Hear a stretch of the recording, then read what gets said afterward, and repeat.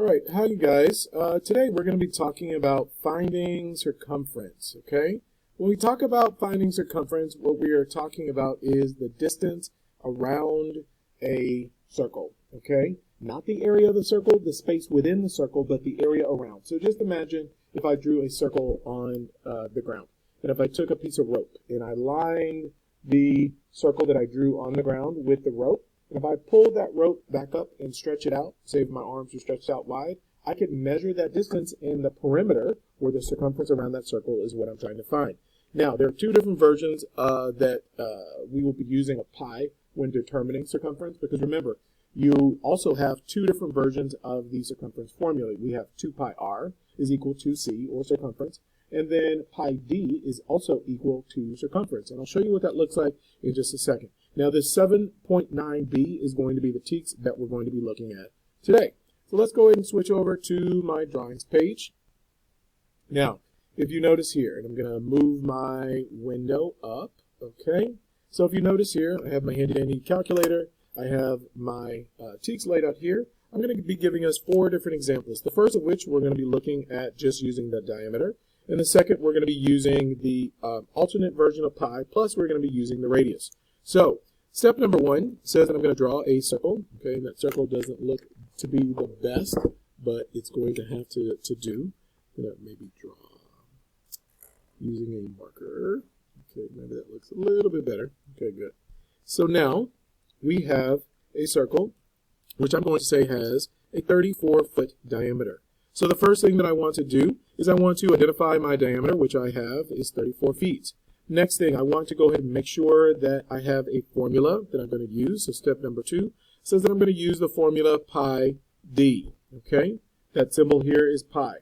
Okay, now in this case, I'm going to use the decimal approximation of pi, which is 3.14.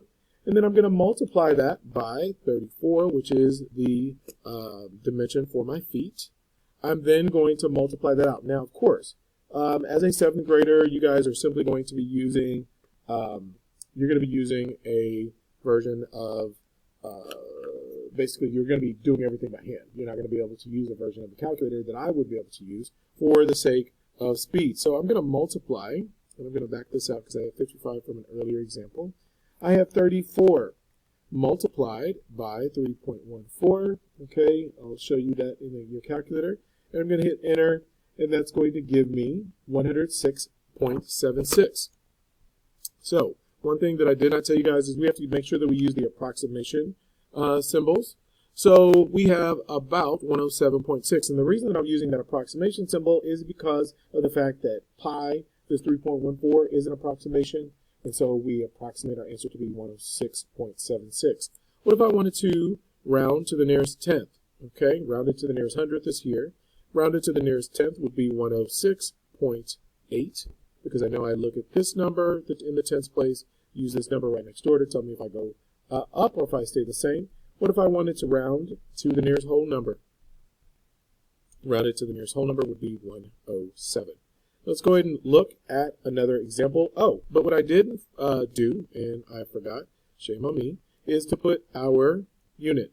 So that's 107.0 feet, or 106.8 feet, or 106.76 feet. Always with your unit. All right, in my next example, I'm going to use another diameter. I'm going to draw the circle again, use my marker to go over it. All right, so now I'm going to use another diameter. We're going to use the diameter of 17 inches. Okay, now we can use any unit of measure that we choose. Number 1, identifying the fact that I am using a diameter, which is 17 inches. Number 2, I'm going to write out my formula. Okay, I'm using the diameter. So again, I'm going to approximate pi at 3.14, multiply that by my my diameter, which is 17. So we're going to do 17 times 3.14, okay? And they're approximating this to be 53.38. So again, an approximation of 53.38 inches, rounded to the nearest tenth, 53.4. Oh, sorry, made a boo-boo. Okay. 53.4 inches. And again, if I were going to round this to the nearest whole number, 53 inches. Remember, not inches squared, but inches, just your units, okay? Next example, my third example, I'm going to use the radius now. I'm going to use the alternate formula. I'm just going to draw both of my circles, okay? I'm going to use an alternate version of that formula. I'm going to use a radius of 28 millimeters. I'm going to use the formula after I identify my radius as 28 millimeters. I'm going to use the alternate formula where circumference is equal to 2 pi r. Now this time, I'm going to use an approximation of pi of 22 over 7. There are two different approximations, as I said earlier in the video, and this time we're going to use the fractional one, okay? So I'm going to put 2 as 2 over 1. Why would I do that?